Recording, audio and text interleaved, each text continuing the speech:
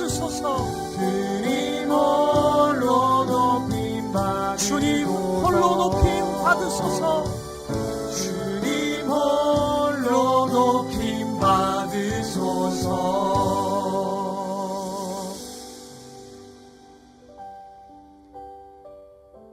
예배자로 합당치 못한 우리의 삶을 십자가 앞에 내려놓으며 예배를 위하여 부르짖어 기도하기를 원합니다.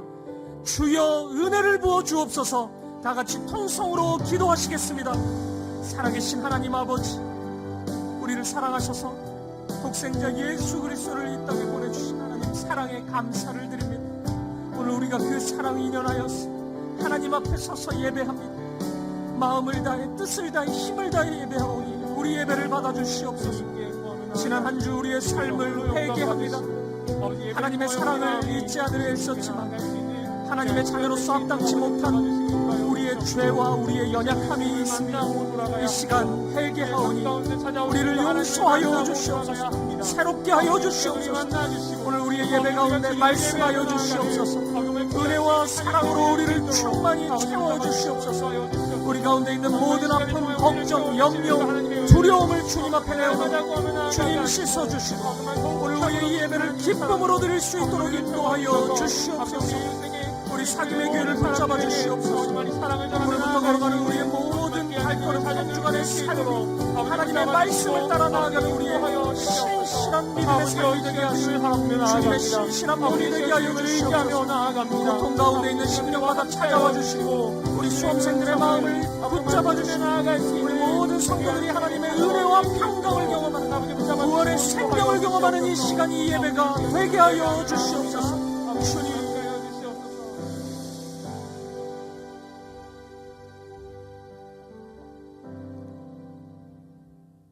영광받기 합당하신 사랑의 하나님, 귀한 주일을 허락하시고 함께 모여 예배할 수 있게 하심에 감사드립니다.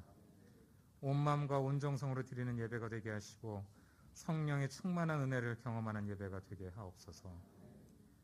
죽을 수밖에 없는 죄인들을 죽기까지 사랑하시고 구원하여 여기까지 인도해 주셨건만 순간순간 주님의 말씀을 외면하고 내가 인생의 주인이 되어 살았음을 고백합니다. 용서하여 주옵소서. 주님의 뜻과 섭리 가운데 세우신 사귐의 교회를 위해 기도합니다. 모든 성도들이 지혜와 계시의 영으로 주님의 뜻을 알고 기업의 영광이 풍성함을 누리게 하소서. 그리고 주님 안에서 모든 성도와 세상과 이웃이 진정한 사랑으로 사귐으로 하나가 되게 하소서. 이 혼탁하고 피폐한 시대에 방황하고 힘들어하는 영혼들이 찾을 수 있는 구원의 방주가 되는 건강한 교회로 세워주시옵소서. 다락방을 위해 기도합니다. 성령의 능력으로 지혜와 감사가 충만하고 서로 떡을 떼며 기쁨과 슬픔을 함께 나누는 마가의 다락방이 되게 하소서. 특별히 함께 뜨겁게 온전히 기도하는 공동체가 되게 하소서. 연로하신 부모님들과 몸이 아픈 성도와 가족들, 그리고 광야의 길을 걷는 성도들을 위해 함께 위로하고 함께 기도하기를 소원합니다. 그 간절한 기도에 응답하여 주시고 상한 몸과 마음을 회복시켜 주옵소서. 청소년들과 수험생들을 위해 기도합니다. 지나친 경쟁과 학업 부담으로 몸과 마음이 많이 지쳐 있습니다. 그들을 하나님의 따스한 손길로 위로하여 주시고 주님의 말씀 안에서 자유함과 평안함을 회복시켜 주옵소서. 수능이 한 달 앞으로 다가왔습니다. 지혜와 명철과 총명을 더하여 주시고 여호수아의 담대함으로 모든 걱정과 불안, 염려를 떨쳐내게 하옵소서. 모든 지각에 뛰어나신 하나님의 평강이 그들의 생각과 마음을 굳게 지켜주시리라 믿습니다. 오늘도 단위에 세우신 유병희 담임 목사님을 위해 기도합니다. 목사님의 영육을 강건하여 붙잡아 주시어 믿음의 눈물을 흘리는 당신에게라는 제목의 말씀이 선포될 때 성도들의 상한 마음이 치유되게 하시고 삶이 변화되는 은혜 내려 주옵소서. 오늘도 이 모양 저 모양으로 헌신하시는 교역자님들과 봉사자분들의 수고를 기억하시고 물떠온 하인만이 아는 그 기쁨으로 그 수고에 응답하여 주옵소서. 이 모든 말씀 날 위해 죽으시고 부활하신 우리 주 예수 그리스도의 이름으로 기도합니다. 아멘.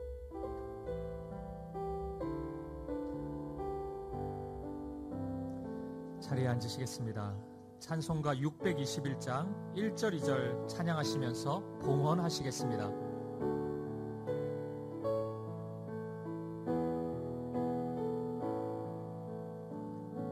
찬양하라 내 영혼아, 찬양하라 내 영혼아,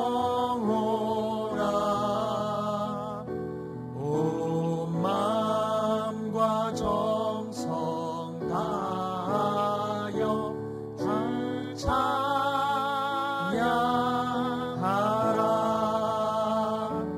경배하라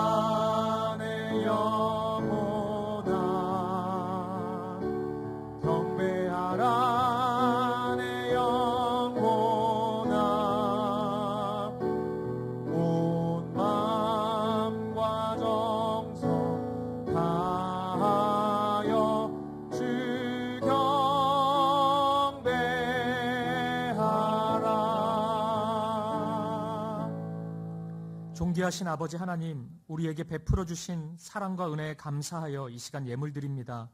드려진 물질이 오직 십자가 사랑과 부활의 생명을 전하는 도구가 되게 하여 주옵소서. 혹 드리고 싶은 마음 가득하나 손이 비어 드리지 못한 성도들이 있다면 우리 성도들의 삶의 형편과 마음을 붙잡아 주옵소서. 우리 주 예수 그리스도 이름으로 기도합니다. 아멘. 2부 예배 오신 성도님들 환영하고 축복합니다. 우리 옆에 있는 성도님들 바라보시면서 따뜻하게 인사 나누도록 하겠습니다. 사랑하고 축복합니다. 사랑하고 축복합니다. 참 잘 오셨습니다. 사랑하고 축복합니다. 교회 소식 몇 가지 확인해 드리도록 하겠습니다. 오늘 주보 안에 간지가 하나 들어가 있는데요. 우리 수험생을 위한 기도 카드입니다. 수험생 명단이 이렇게 기록되어 있습니다. 우리 교회 이번 수능을 치르는 수험생이 30명입니다. 많죠? 기도 많이 해주셔야 됩니다. 우리 기도 카드 보고 이름 불러가면서 꼭 기도해 주시고요. 또 함께 모여서 기도하는 시간도 있습니다. 우리 확인해 보시고 마음으로 기도해 주시면 좋겠습니다. 우리 2022년 하반기 학습 입교 세례, 유아 세례 신청받고 있습니다. 해당되시는 분들 잘 읽어보시고 신청해 주시면 우리가 함께 은혜를 나눌 수 있을 것 같습니다. 교회 소식 6번을 보시면요. 우리 다음 주일을 청년 주일로 지킵니다. 뭐 주일이면 주일이지 무슨 주일 뭐 이름이 붙는 게 좀 이상할 수 있는데 뭐 청년만 오는 주일 이런 게 아니고요. 그냥 똑같이 우리가 주님의 날로 예배하는 날이지만 우리 예배의 순서를 청년들이 섬기게 될 거고요. 또 청년들이 우리 믿음의 선배들인 장년분들에게 좀 궁금해하는 그런 부분들이 있습니다. 그래서 앞에 여러분들이 좀 의견을 주실 수 있는 그런 부분들이 좀 만들어질 것 같습니다. 함께 참여해 주시고 다음 주는 우리가 동일하게 하나님을 예배하는 주일이지만 특별히 청년들을 축복하면서 청년들을 위해서 기도하는 시간을 그렇게 가지도록 하겠습니다. 우리 다른 광고는 주보를 참조해 주시면 되겠습니다. 하나님 말씀 보시겠습니다. 이 시간 우리에게 주신 하나님의 말씀은 신약성경 요한계시록 5장 4절부터 8절까지 말씀입니다. 오늘도 우리 다 함께 자리에서 일어나셔서 이 말씀 한 절씩 교독하도록 하겠습니다. 제가 먼저 4절 말씀을 읽겠습니다.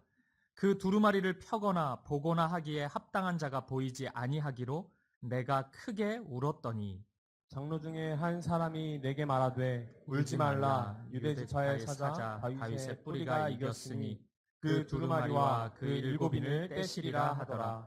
내가 또 보니 보좌와 내 생물과 장로들 사이에 한 어린 양이 서 있는데 일찍이 죽임을 당한 것 같더라. 그에게 7뿔과 7눈이 있으니 이 눈들은 온 땅에 보내심을 받은 하나님의 7 영이더라. 그 어린 양이 나와서 보좌에 앉으신 이의 오른손에서 두루마리를 취하시니라. 함께 봅니다. 그 두루마리를 취하심에 내 생물과 24 장로들이 그 어린 양 앞에 엎드려 각각 검은 고와 향이 가득한 금 대접을 가졌으니 이 향은 성도의 기도들이라. 아멘. 자리에 앉으시겠습니다. 오늘 본문은 예수님의 제자였던 사도 요한의 눈물로 시작합니다. 요한의 눈물, 좀 어색하죠. 요한도 사람이니까 힘든 일 있으면 눈물 흘릴 수 있지 이렇게 생각할 수도 있겠지만 요한계시록이 기록될 당시의 요한의 나이는 청년 시절의 요한이 아닙니다. 대략 80대 후반에서 90대 초반의 어른인 요한입니다. 모든 사도들이 다 순교했어요. 이제 초대교회에 남은 사도는 요한밖에 없었습니다. 이 교회가 믿고 기댈 수 있는 유일한 한 사람이 바로 요한이었습니다. 그런 요한이 눈물을 흘리고 있습니다. 이유가 좀 궁금하지 않습니까? 초대교회가 그토록 사랑하고 존경했던 요한이 무슨 이유로 눈물을 흘리고 있을까요? 이 어른이 보여주는 눈물의 의미는 도대체 무엇일까요? 지금 요한은 기독교 신앙을 믿고 전파했다는 이유로 반모라는 섬에 유배당한 상황입니다. 혹시 이 유배 생활이 힘들어서 눈물을 보인 걸까요? 물론 유배 생활은 쉽지가 않겠죠. 고령의 몸을 이끌고 이런 외로운 낯선 섬에 혼자 머물러 있다는 것이 결코 쉬운 일은 아닐 것 같습니다. 하지만 그런 이유로 요한이 눈물을 흘린다? 그것 또한 동의하기는 좀 힘들 것 같아요. 당시 성도들에게, 초대교회 성도들에게 이런 일은 비일비재했습니다. 근데 요한이, 우리가 아는 그 요한복음, 요한 1, 2, 3서, 요한계시록을 기록한 제자 요한이 유배생활 힘들다고 이 어른 요한이 눈물을 보인다? 이거 동의하기는 좀 어려울 것 같습니다. 더군다나 전승에 의하면 이 반모섬으로 유배당하기 전에 로마 황제인 도미티아누스 황제 앞에 요한이 서게 되었다고 해요. 도미티아누스 황제가 아주 강력하고 무섭게 핍박하고 또 달콤하게 회유도 하고 그리스도를 향한 믿음을 버리라고 이렇게 얘기하는데 요한이 눈 하나 깜짝하지 않았다고 합니다. 그리고 오히려 너무나 의연하게 당당하게 예수 그리스도를 전했다고 합니다. 그 모습 앞에 오히려 도미티아누스 황제가 두려움을 느꼈다고 해요.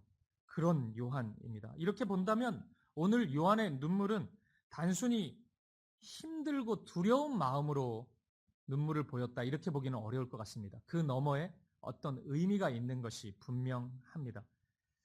이번에 저와 묵상학교를 같이 하신 분들이 눈에 좀 띕니다. 제가 묵상학교에서 말씀을 해석할 때 가장 중요한 것 한 가지를 말씀드렸잖아요. 관찰하는 거 말고 해석할 때 한 가지 있었어요. 제가 반복해서 우리 막 같이 외치기도 하고 그랬는데 뭐죠? 네, 맞습니다. 문맥이죠. 문맥을 통해서 말씀을 찾아볼 수 있다. 이 부분 많이 강조했죠. 그렇다면 오늘 이 요한의 눈물 이 이유도 문맥을 통해서 그 답이 있을 것 같습니다. 오늘 본문 앞에 있는 요한계시록 5장 1절부터 3절까지의 말씀을 우리가 같이 한번 읽어보도록 하겠습니다. 시작. 내가 보매 보좌에 앉으신 이의 오른손에 두루마리가 있으니 안팎으로 썩고 7인으로 봉하였더라.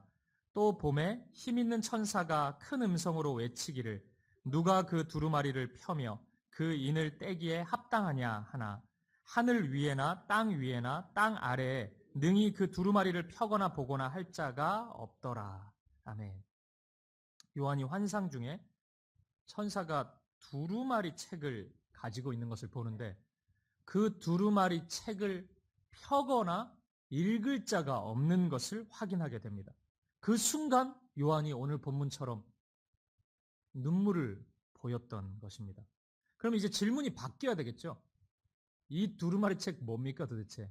어떤 책이길래 이 책을 펴서 읽는다는 것은 어떤 의미이길래 요한이 이 두루마리 책 읽은 사람이 없다는 이유로 이렇게 어린아이처럼 엉엉 울고 있는 것일까요? 이 질문에 대한 답을 얻기 위해서는 요한계시록이 쓰여질 당시 초대교회 성도들의 형편을 이해하는 것이 필요합니다. 요한계시록, 이 긴 성경에서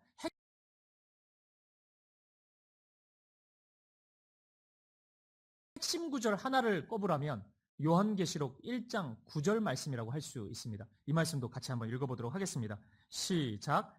나 요한은 너희 형제요 예수의 환난과 나라와 참음에 동참하는 자라. 하나님의 말씀과 예수를 증언하였으므로 말미암아 밤모라 하는 섬에 있었더니. 아멘. 이 구절에서 가장 중요한 단어 3개가 있는데 그것은 환난, 나라, 참음입니다. 그래서 이 말씀을 이렇게 쉽게 이해할 수 있을 것 같아요. 세상 속에서 환난을 만날 때, 그 다음 나라죠. 하나님 나라를 소망하는 믿음으로, 마지막에 뭐죠? 참음. 그 믿음으로 인내하고 참는 사람.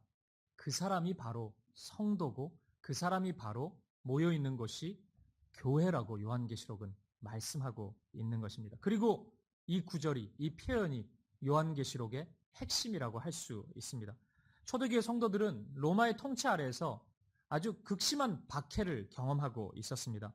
사람을 고문하는 그 가장 악랄한 기술, 그러니까 사람을 가장 힘들게 하는 모든 기술이 로마가 그리스도인들을 고문할 때 나왔다고 그러잖아요. 사람을 고통스럽게 하는 모든 것들이 기독교 핍박의 시기에 다 나왔던 것입니다.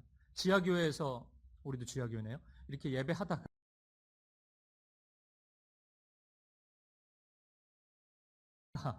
갑자기 1명, 2명 보이지 않으면 그게 피곤해서 못 온 게 아니고 잡혀간 겁니다. 아, 잡혀갔구나. 또 고문당하고 있겠구나.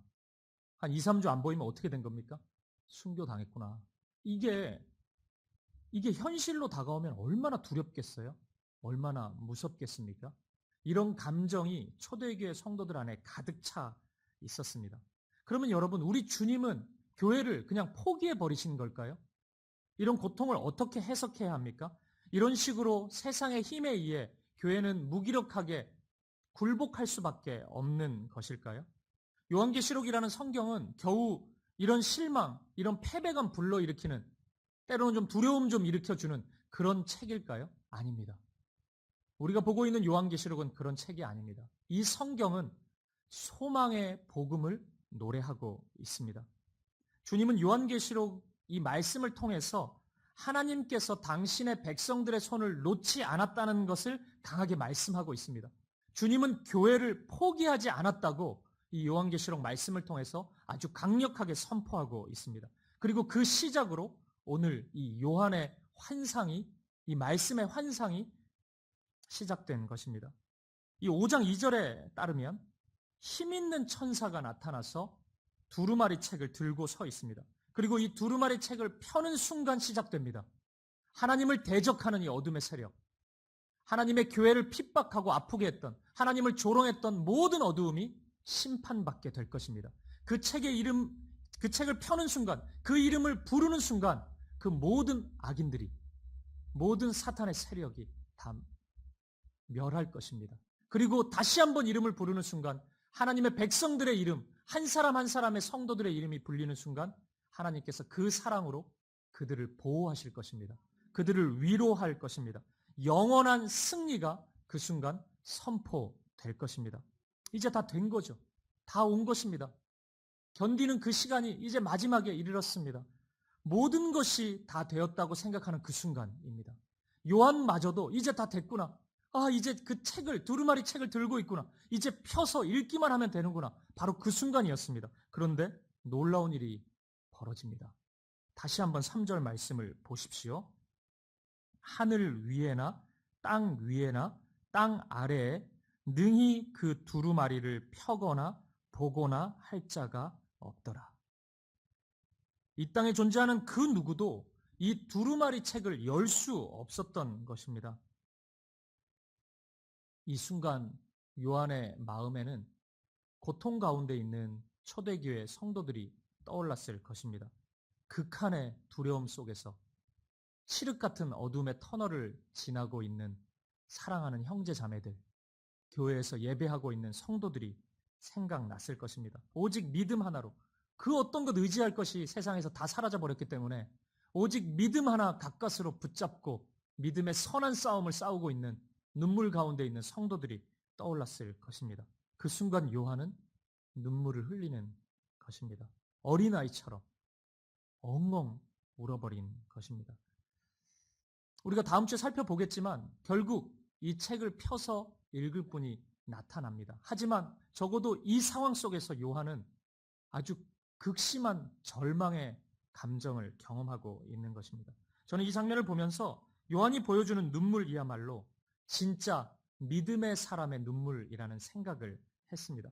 여러분, 믿음의 사람도 눈물 흘릴 수 있습니다. 믿음이 있다고 힘든 환경, 힘든 현실 앞에서 힘들지 않은 것은 아닙니다. 제가 목사라고 해서 하나도 안 힘듭니까? 힘든 현실이 찾아오는데 그냥 웃습니까? 그렇지 않습니다. 누구라도, 우리 중에 그 누구라도 아무리 믿음이 좋다고 해도 어려운 현실 앞에서, 고통 앞에서 아파할 수밖에 없습니다. 믿는 사람도 세상 사람처럼 그 현실 앞에서 소리 지를 수 있습니다. 아프다고 눈물 보일 수 있습니다. 하지만 여러분, 믿음의 사람이 소리 지르고 믿음의 사람이 흘리는 눈물은 세상 사람과 다른 점이 하나 있습니다. 그것은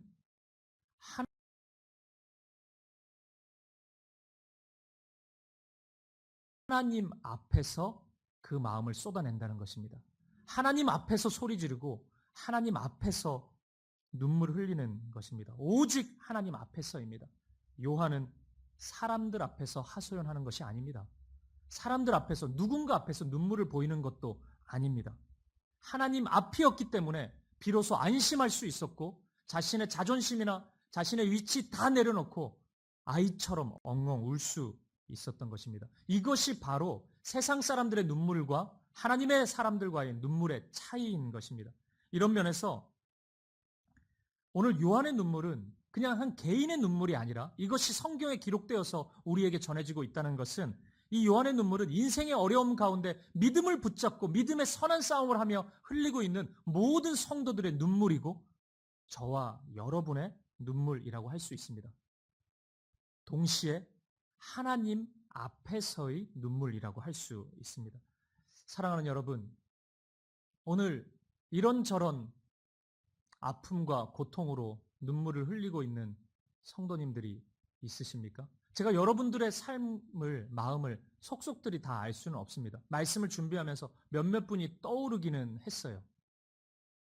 그 믿음의 선한 싸움을 얼마나 힘겹게 싸워가고 있는지 떠오르기는 했지만 여러분의 삶을 다 알지는 못합니다. 하지만 여러분들이 지금 눈물 흘리고 있다면, 그리고 그 눈물이 단순히 세상의 어떤 일 때문에 흘리는 게 아니라 그 안에서 믿음의 선한 싸움을 하고 있는 과정 가운데 흘리는 눈물이라면, 여러분이 의지할 것이 아무것도 없고 하나님밖에 없기 때문에 그 무거움 때문에 흘리고 있는 눈물이라면, 오늘 여러분의 눈물은 세상 사람들의 그 어떤 사람의 눈물이 아니라 오늘 말씀 속 요한의 눈물이라는 것을 꼭 기억하시기 바랍니다. 하나님 앞에서 흘리는 눈물. 여러분, 하나님 앞에서 눈물을 흘린다는 게 어떤 의미가 있는 것입니까? 왜 내가 아는 누군가 앞에서 눈물을 흘리는 것과 하나님 앞에서 흘리는 눈물은 차이가 있습니까? 하나님 앞에서 눈물 흘린다는 것은 하나님이 나의 아픔을 다 보고 계신다는 것입니다. 내 마음을, 내 간구를 다 기억하고 있다는 말씀과 같습니다. 바로 그 말은 하나님께서 반드시 하나님의 때에 저와 여러분의 눈물을 닦아주신다는 의미입니다. 반드시 하나님의 일을 이루실 것입니다. 약속하신 말씀을 성취하실 것이고 하나님의 때에 하나님의 역사를 저와 여러분의 삶 가운데 반드시 이루실 것입니다. 오직 하나님 앞에서만 마음을 쏟아내고 오직 하나님 앞에서만 눈물 흘릴 수 있는 저와 여러분 되시기를 간절히 축복합니다. 동시에 우리는 바로 이렇게 하나님 앞에서 마음껏 울 수 있는 것이 교회라는 사실을 확인하게 됩니다. 그리고 마음을 다해서 내 마음을 쏟아내고 마음껏 울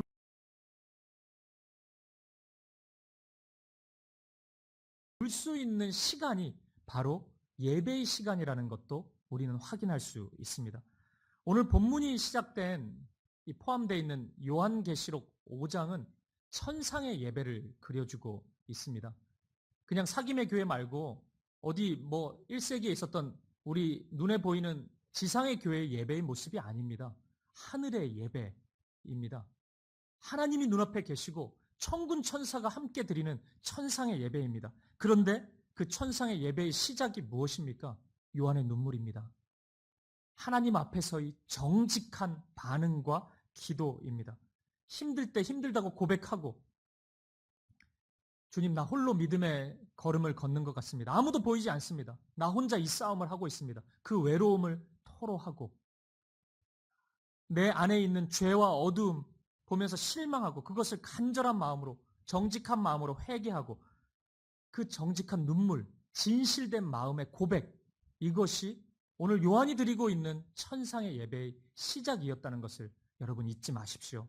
이렇게 예배가 시작되는 것입니다. 이것이 예배의 전부는 아니겠지만, 우는 것이 교회의 전부는 아니겠지만, 교회 안에는 반드시 그 일이 있어야 하고, 예배 안에는 반드시 그 은혜가 흘러가야 하는 것입니다.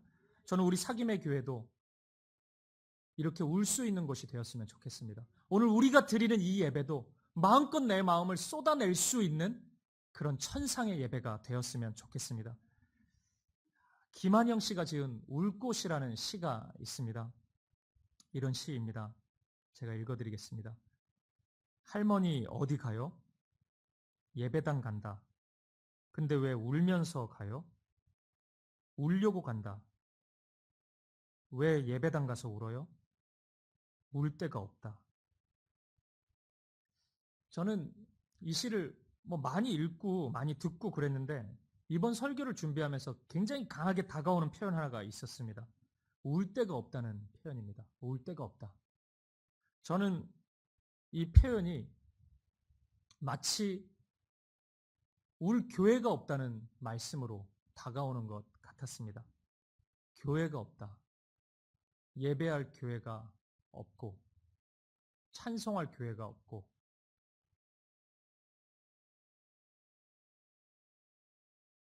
기도할 교회가 없다. 이렇게 들리는 것처럼 느껴졌습니다.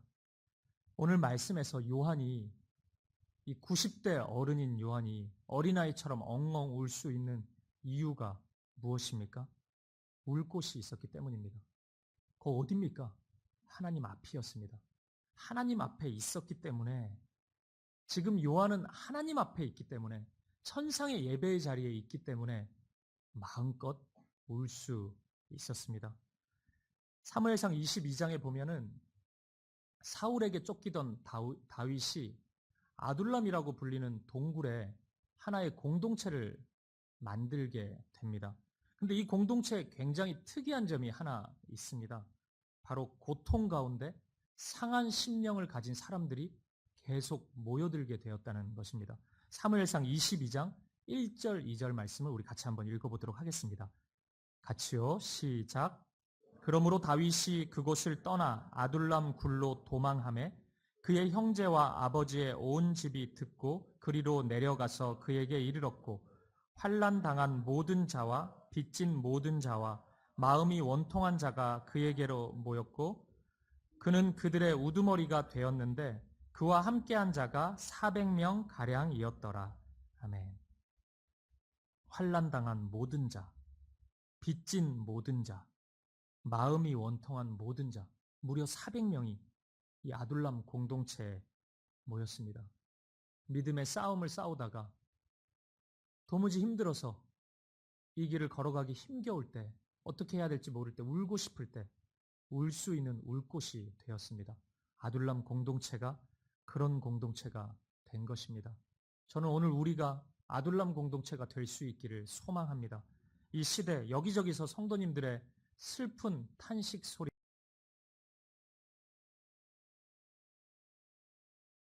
소리가 들려옵니다. 믿음의 길을 걷다가 힘들고 지치고 낙심하고 넘어지고 어디 하소연할 데가 없어서 울고 싶은 성도님들의 이야기가 들려옵니다.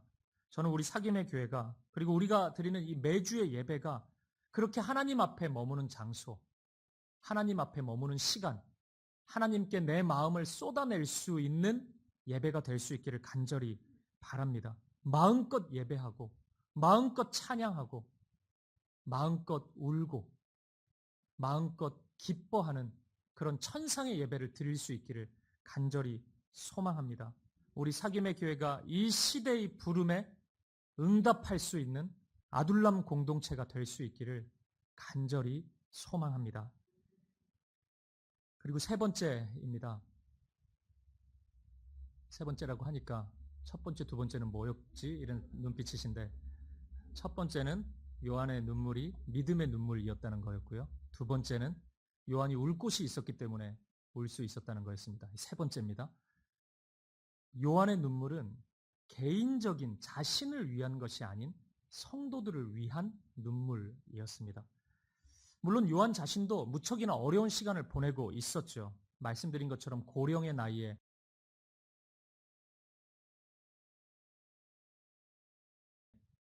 그 외로움을 자극하는 반모라는 섬에 유배당해서 이 언제 죽을지 모르는 시한부 삶입니다.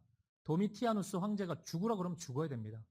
오늘일 수 있고 내일일 수 있습니다. 정말 고통스러운 시간을 보내고 있죠. 그런데 여러분, 요한에게 있어서는 그런 문제가 큰 어려움은 아니었습니다. 왠 줄 아세요? 요한은 자신의 삶을 주님께 완전히 다 드렸기 때문입니다. 자신의 생명조차도 아깝지가 않습니다. 주님이 취하시면 그렇게 하는 거고, 주님이 살게 하시면 주님의 뜻대로 사는 거고, 요한의 마음은, 요한의 믿음은 그러했습니다. 그렇기 때문에 요한은 자신에게 찾아오는 고통, 외로움, 어려움, 그거 견디는 것에 있어서는 어느 정도 이골이 난 사람입니다. 힘들지 않습니다. 자신이 힘들다고 해서, 일이 잘 안 된다고 해서, 계획했던 일이 있었는데 그게 잘 풀리지 않았다고 해서, 좀 불편하다고 해서 하나님 앞에서 막 구구절절 얘기하고 도움을 구하고 그런 사람이 아니었습니다. 오해하지 마십시오. 그런 기도를 하지 말자는 얘기가 아닙니다. 우리 해야죠. 우린 요한이 아니지 않습니까? 해야죠. 그런 기도 해야 됩니다. 저도 합니다. 하지만 요한은 그런 수준은 넘어선 사람입니다. 요한은 언제나 하나님의 인도하심을 신뢰했습니다. 이 환경이 하나님이 허락해 주신 것이라면 믿음으로 받을 수 있는 사람이었습니다. 아마 요한은 개인적으로 자신을 위한 기도를 한 번도 드리지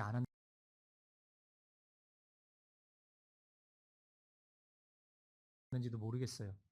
그 나이 때 어느 때부터 기도를 드리지 않았는지 모르겠지만 성경에 기록되어 있지 않으니까 성경에 요한이 개인적인 간구를 드린 모습을 찾기가 힘듭니다. 요한은 그런 사람이었습니다. 그런데 그런 요한이 지금 크게 울고 있습니다. 도미티아누스 황제 앞에서도 조금의 흔들림이 없던 그 요한이 지금 어린아이처럼 엉엉 울고 있습니다. 왜요? 사랑하는 형제 자매들의 고통이 다가왔기 때문입니다. 내가 고통받는 건 괜찮은데, 그건 괜찮은데, 참을 수 있는데, 나는 그렇게 살아왔으니까. 근데 믿음의 형제 자매들이 고통당하는 것은 요한에게도 견디기 힘든 아픔이었던 것입니다. 성도들을 생각하면서 주님, 어떻게 이럴 수 있습니까? 지금 한계에 다다르고 있는 이 성도들이 내 눈앞에 있는데 이들 보고 어떻게 더 견디라고 이런 환상을 보여주시는 것입니까? 이러면서 울음을 터뜨리고 있습니다. 요한이 그런 사람이었습니다. 그리고 우리 하나님은 그런 요한과 같은 사람을 정말로 사랑하십니다. 일전에 어느 전도사님이 순장으로 섬길 때의 한 이야기를 들은 적이 있습니다. 여러분이 누군지 알 가능성이 있기 때문에 제가 약간 각색해서 얘기를 좀 하겠습니다. 다락방 모임을 하는데 누가 보더라도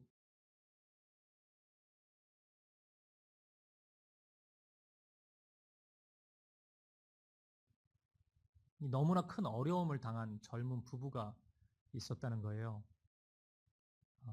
제가 그 이야기를 상세히 말씀드릴 수 없지만 누가 들어도 너무 힘든 일이에요. 어떻게 그 시간을 보낼까?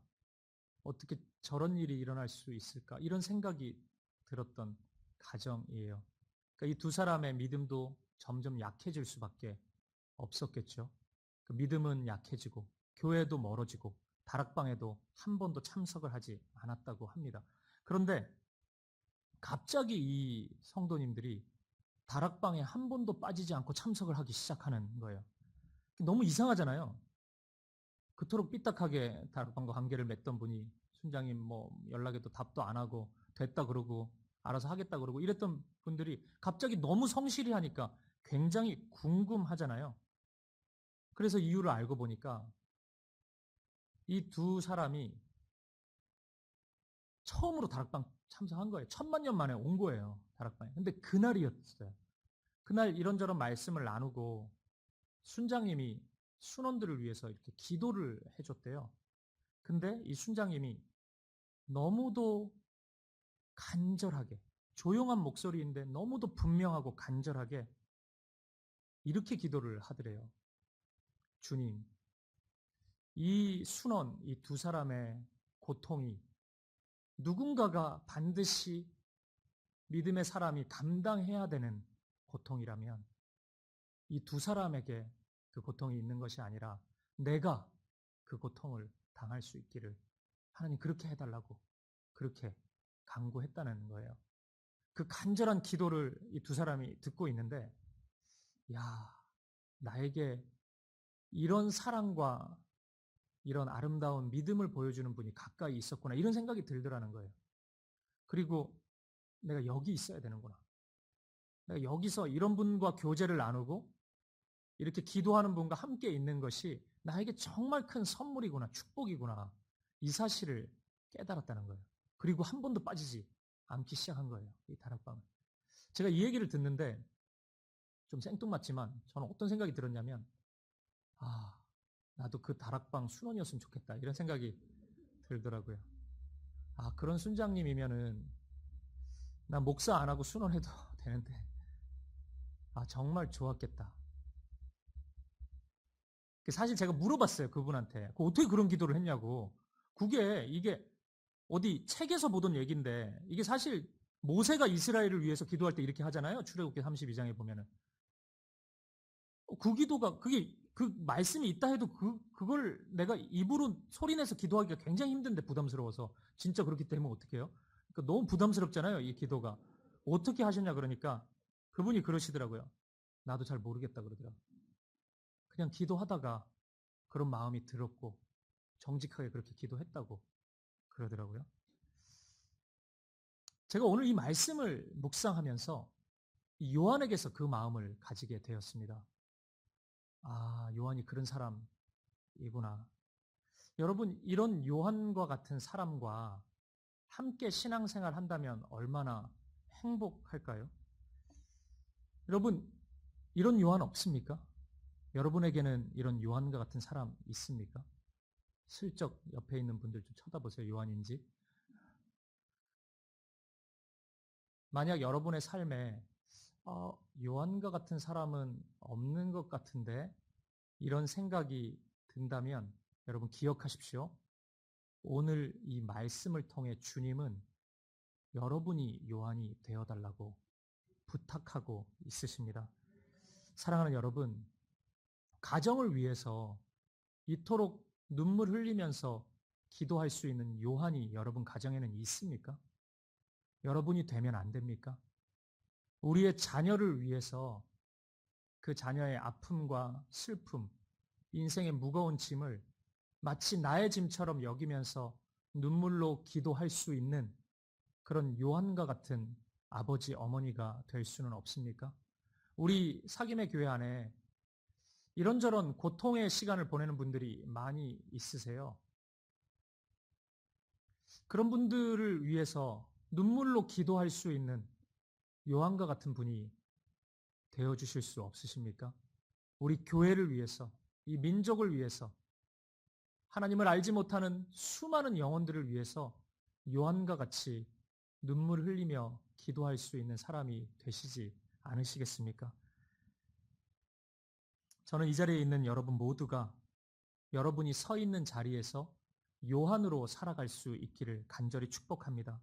여러분의 기도를 통해서, 눈물을 통해서 고통받는 자를 위로하시는 하나님의 역사를 경험할 수 있기를 주님의 이름으로 간절히 축복합니다. 사랑하는 여러분, 말씀을 마무리하겠습니다. 오늘 본문 마지막 절은 이렇게 말씀합니다. 우리 같이 한번 읽어볼까요? 5장 8절입니다. 시작. 그 두루마리를 취하심에 내 생물과 24장로들이 그 어린 양 앞에 엎드려 각각 검은고와 향이 가득한 금 대접을 가졌으니 이 향은 성도의 기도들이라. 아멘. 어린아이처럼 울던 요한이 다시 보게 되는 환상은 24명의 장로들이 가지고 있는 향이 가득한 금 대접이었습니다. 장로들이 24명이 이 천상의 예배에 모여 있는 이유는 이렇게 상징적인 수입니다. 구약의 하나님의 백성인 이스라엘 백성의 12지파, 그리고 신약의 사도들이, 제자들이 12명이죠. 그들을 통해서 교회가 세워졌죠. 이 12명,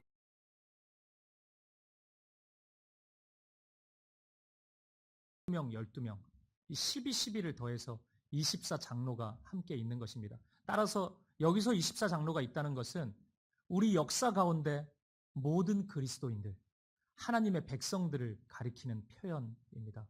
저와 여러분, 우리 모든 교회를 가리키는 말씀입니다. 그들이 금 대접을 가지고 있는데 그 안에 향이 가득한 것입니다. 하나도 흘러가지 않고 하나도 하나님 앞에 연락되지 않은 것 없이 그대로 고스란히 다 있는 것입니다. 그 향이 뭐라고 말씀하고 있죠? 성도의 기도들이라. 성도의 기도들이라. 모든 성도들, 저와 여러분이 드렸던 기도가 하나도 땅에 떨어지지 않고 그 금 대접 안에 가득 담겨져 있는 것입니다. 오늘 이 말씀은 분명히 우리에게 보여주고 있습니다. 우리의 기도, 하나님 앞에서의 간구, 정직한 고백 하나도 사라지는 것이 없습니다. 하나님의 때가 되면, 하나님의 시간이 되면 반드시 하나님의 역사가 일어난다는 사실을 꼭 기억하시기 바랍니다. 구약 성경에 보면 구약의 이스라엘 백성들이 이 여리고라는 성을 점령하는 장면이 나옵니다. 여리고 성은 굉장히 큰 성이고 강력한 성이었습니다. 이스라엘 백성들 수준으로는 그 성을 점령할 수가 없어요. 전투력이 그렇게 강한 것도 아니고 전략이 뛰어난 것도 아니었습니다. 근데 하나님은 매우 이상한 방법을 제시하십니다. 7일 동안 이 성을 돌라고 말씀하세요. 하루에 한 바퀴. 그리고 마지막 7일째는 7바퀴를 돌래요. 총 13바퀴를 돌라고 말씀하십니다. 돌아요. 여리고 성에 있던 군사들이 조롱하기 시작합니다. 웃기잖아요, 사실. 전쟁하러 와가지고 거기를 돌고 있으니까. 그게 무슨 전쟁이냐, 그래가지고 이 성이 무너지겠냐, 조롱하기 시작합니다. 한 바퀴, 두 바퀴, 5바퀴, 7바퀴, 10바퀴. 어떤 일이 일어났을까요? 바퀴 수가 채워질 때마다 금이 가기 시작하고, 우와, 진짜 무너지구나. 이런 일이 일어났을까요? 안 일어났습니다. 12바퀴를 도는 순간까지 아무 일도 일어나지 않아요. 조롱은 더 심해지고 이스라엘 백성들도 실망하기 시작했겠죠. 이 도대체 뭐야? 진짜 무너질까? 낙심이, 낭망하는 마음이 찾아왔을 것입니다. 저는 우리의 기도가 여리고 성을 도는 것과 매우 비슷하다고 생각합니다. 어떨 때 우리가 기도할 때 진짜 의미가 없게 다가올 때가 있어요. 진짜 이 기도가 응답이 될까? 이런 불신이 찾아올 때가 있습니다. 저도 그런 시간이 참 많습니다. 하나님이 듣고 계시는 걸까 진짜? 이거 무슨 벽에 대고 기도하는 것 같은 느낌. 하나님이 응답하실까? 이런 회의감이 찾아올 때가 있습니다. 하지만 여러분, 지금 내 눈에 아무 증거가 보이지 않는다고 하나님이 일하시지 않는 것은 아닙니다. 12바퀴를 도는 동안 아무 일이 일어나지 않아요. 금이라도 가면 좋죠. 한 바퀴씩 쌓일 때마다 현상이 무너질 만한 징조가 보이면 얼마나 힘이 납니까, 우리가. 그런데 그 일은 일어나지 않습니다. 하지만 여러분, 13바퀴를 도는 그 순간, 그 일순간에 하나님의 역사가 일어납니다. 단번에 무너지는 것입니다. 물이 서서히 끓지 않아요. 100도가 되는 순간 끓어버리는 겁니다. 하나님의 일은 그렇게 나타나게 되는 것입니다. 오늘 여러분들이 이 기도의 시간, 이 여리고 성의 시간을 몇 바퀴째 도는지 저는 모르겠습니다. 어떤 분은 오늘 이 순간부터 첫 바퀴의 그 걸음의 시작을 출발하는 분이 있을 수 있습니다. 또 어떤 분은 12바퀴째를 도는 분이 있을 수도 있습니다. 첫 바퀴를 도는 분이나 12바퀴를 도는 분이나 똑같습니다. 눈앞에 아무 증거가 보이지 않아요. 세상 사람들은 조롱할 겁니다. 그래가지고 그 일을 무슨 기도로 푼다 그러고 참 예수 믿는 사람 이상하지. 온갖 소리가 다 들릴 것입니다. 귀를 닫으십시오. 그리고 주님의 말씀에 신뢰하십시오. 주님의 말씀대로 믿음의 길을 걸어가는 그 순간, 그 약속의 말씀의 그 마지막 자리에 서는 순간 하나님의 역사가 일어나게 되는 것입니다. 그러니 여러분 조금만 인내하십시오. 오늘 요한처럼 하나님 앞에서 믿음으로 마음을 고백하십시오. 그 믿음의 싸움을 끝까지 싸워 가십시오. 내 옆에 사랑하는 그 한 사람이 있거든. 그가 너무나 고통스러워서 주저앉아 있거든. 그의 마음을 품고 하나님 앞에 함께 기도해 보십시오. 그 기도의 은혜를 경험할 수 있는 저와 여러분 되시기를, 그 기도의 시간을 인내로 걸어가서 마침내 일하시고 역사하시는 하나님을 경험할 수 있는 저와 여러분 되시기를 우리 주님의 이름으로 간절히 축복드립니다. 우리 같이 기도와 찬양을 함께 드리도록 하겠습니다. 우리 예배의 시작 부분에 함께 드리는 신실하신 하나님, 이 찬양을 드리고 싶습니다. 사랑하는 여러분, 그 인생이 참 만만치가 않죠. 이 눈빛이 네가 뭘 하냐 이런 눈빛인데 참 어렵습니다. 예기치 못한 일들을 만나기도 하죠. 하나님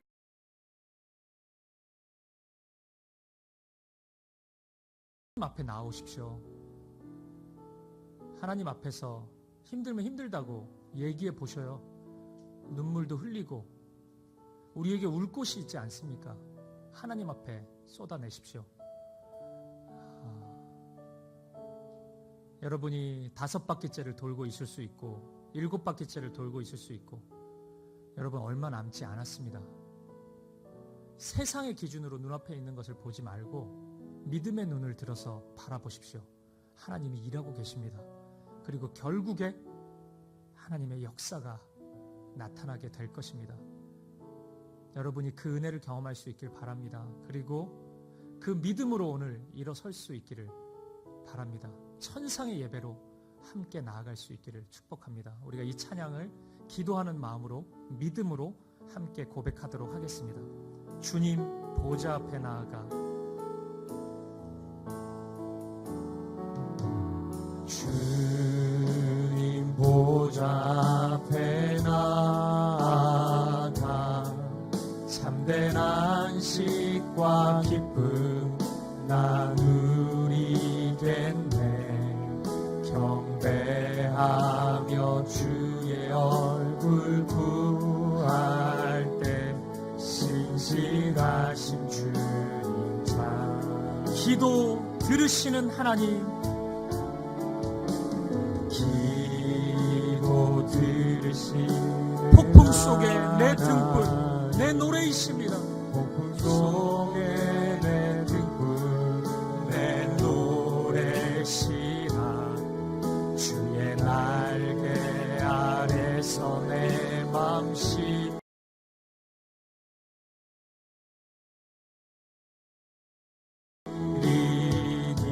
신실하신 주님,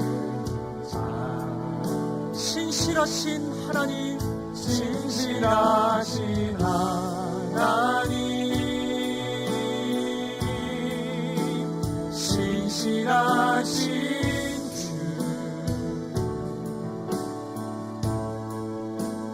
나의 주 하나님은 신실하신 주님. 아멘. 평화 내려주신 하나님, 평화 내려주신 하나님, 나로 고통받는 자를 위로하게 하소서. 나의 평생의 주의 사랑을 전하리. 신실하신 주, 우리의 마음을 다해 고백합시다. 신실하신 하나님, 신실하신 하나님, 신실하신 주 나의 주 하나님 나의 주 하나님은 신실하신 주 우리 믿음으로 고백합시다. 이곳에 오셔서 이곳에 오셔서 이곳에 앉으소서 이곳에서 드리는 예배를 받으소서 주님의 이름만이 오직 주의 이름만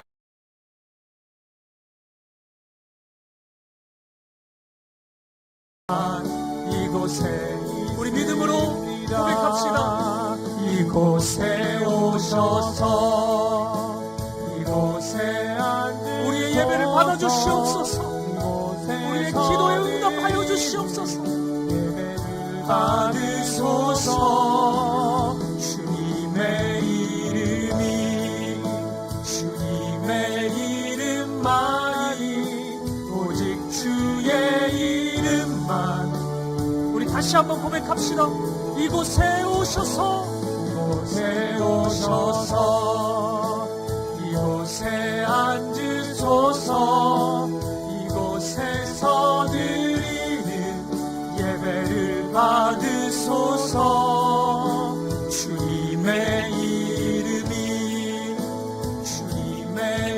이름만이 오직 주의 이름만 이곳에 있습니다. 우리 이 시간 함께 기도하며 나아갈 때 오늘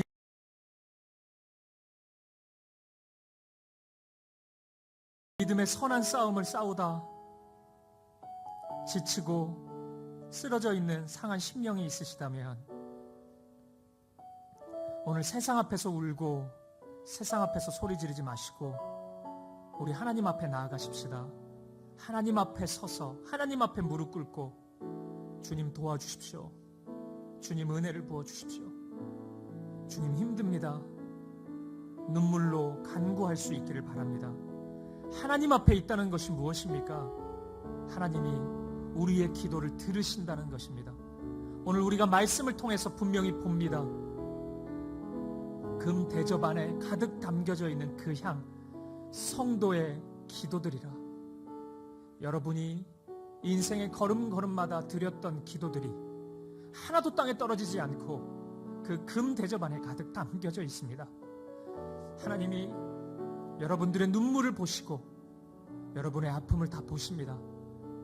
하나님께서 반드시 역사하실 것입니다. 반드시 응답하실 것입니다. 우리가 믿음으로 함께 나아갑시다. 주님 인도하여 주시옵소서. 은혜를 부어 주시옵소서. 그리고 눈물과 아픔으로 쓰러져 있는 상한 심령이 있다면 그를 위해서도 함께 기도해 주십시오. 주님, 제가 요한이 되겠습니다.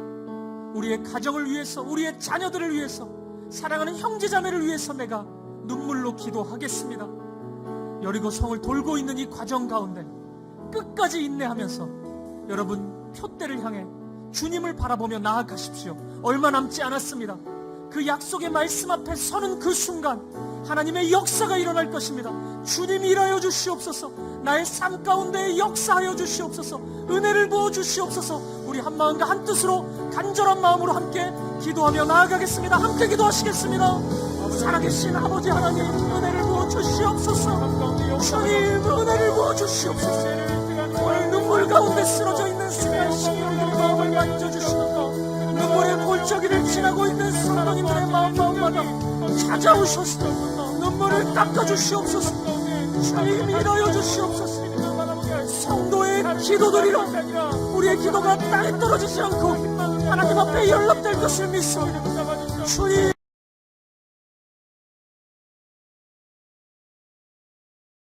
인도하여 주시옵소서.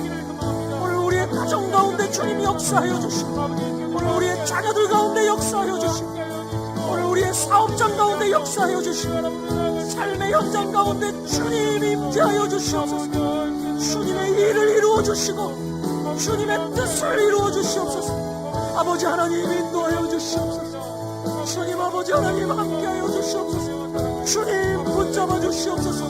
오늘 여리고 성을 돌고 있는 심령들마다 끝까지 마지막 바퀴까지 13바퀴의 바퀴까지 믿음으로 나아갈 수 있도록 아버지 넘어지지 않고 돌아서지 않도록 조롱하는 세상 소리에 귀 기울이지 않고 주님의 말씀 의지하여 나아갈 수 있도록 아버지 인도하여 주시옵소서. 주님 인도하여 주시옵소서. 믿음을 주시옵소서.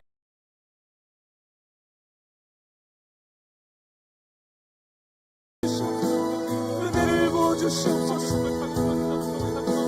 우리 다 함께 자리에서 일어나셔서 믿음으로 고백합시다. 이곳에 오셔서 이곳에 앉으소서. 이곳에서 드리는 예배를 받으소서. 받아주시옵소서. 주님의 이름만이 오직 주의 이름만 이곳에 오셔서 이곳에 오셔서 이곳에 앉으소서. 이곳에 우리의 간구에 응답하여 주시옵소서. 예배를 받으소서. 주시옵소서. 내 이름이 주님의 이름만이 오직 주의 이름만. 우리 한 번 더 믿음으로 고백합시다.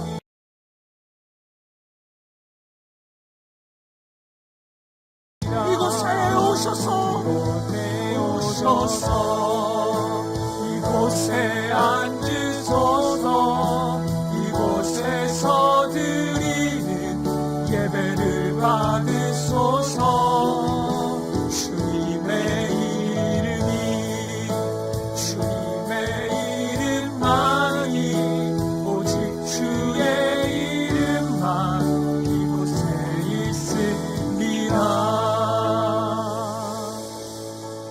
살아계신 하나님, 오늘 믿음의 선한 싸움을 싸우다 힘들고 지쳐 쓰러져 있는 우리 성도님들이 있습니다. 예배 가운데 찾아오시옵소서. 이곳에 오셔서 흘리는 눈물 닦아주시고 힘과 용기와 믿음을 더하여 주시옵소서. 오늘 우리 사김의 교회가 하나님 앞에 설 수 있는 거룩한 성전이 되게 하시고 울 곳이 되게 하여 주시옵소서. 울 곳이 없어 이리저리 방황하는 수많은 심령들이 하나님 앞에 나와 예배케 하시고 하나님의 말씀을 듣게 하시고 위로와 소망을 얻게 하시고 믿음으로 다시 일어설 수 있도록 아버지, 이 사김의 교회를 아둘람 공동체로 사용하여 주시옵소서. 아버지 하나님, 오늘 우리가 말씀을 통해서 천상의 예배 가운데 우리의 기도가 하나님 앞에 금 대접에 가득 담겨 있음을 보았습니다. 성도의 기도들이라. 오늘 우리의 기도가 하나도 땅에 떨어지지 않고 주님께 연락될 것을 믿습니다. 아버지, 응답하여 주시옵소서. 아버지, 하나님의 뜻 안에서 하나님의 시간에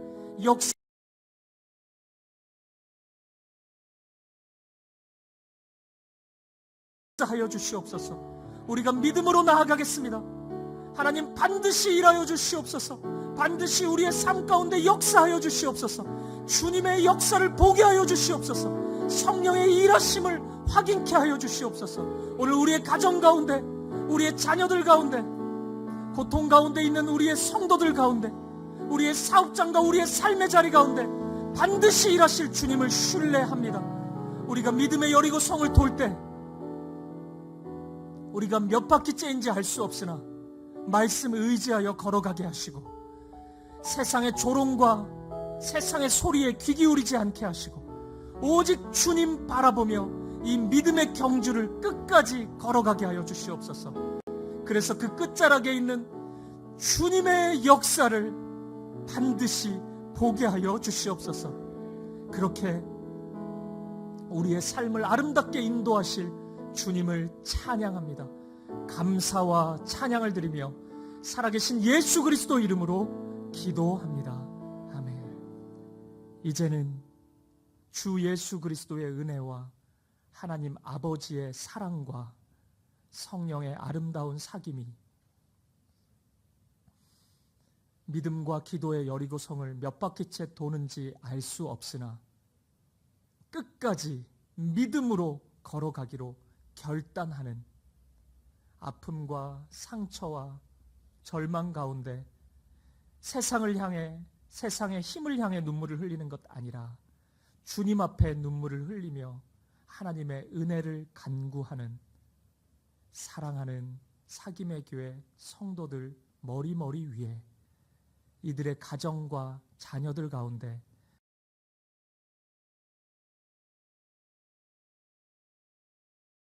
특별히 우리 수험생 자녀들 마음마다 우리 사랑하는 성도들의 인생의 걸음마다 이제로부터 영원까지 함께 있을지어다.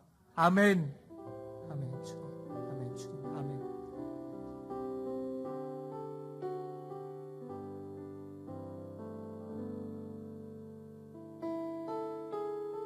함께 찬양하시면서 삶의 자리로